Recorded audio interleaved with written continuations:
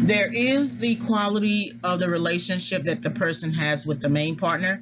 Then there is the quality of an alternative to the main relationship that may be perceived as attractive. So that person fulfills, that affair partner fulfills all relational needs.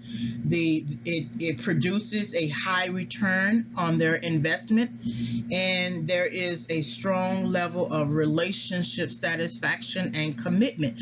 Then your partner might leave you for that person, and especially so because there might be sexual variety, and there might be the partner acting feminine and less masculine and aggressive. The need to fix that man is an aggressive stance, and men tend to sort of back step from that. If another person has a better PPU, men see this as an investment for which they can develop a psychological attachment. And a psychological attachment is what really keeps men as well. That it is likely that if a man is cheating on you, he hasn't developed a psychological attachment to you.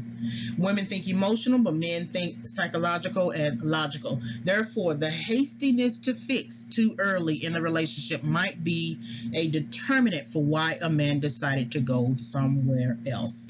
So, as you think about and reflect on your past relationships, also reflect on your hastiness, because when we enter relationships before our time, we tend to push those relationships too fast, and we tend to get a lot of sort of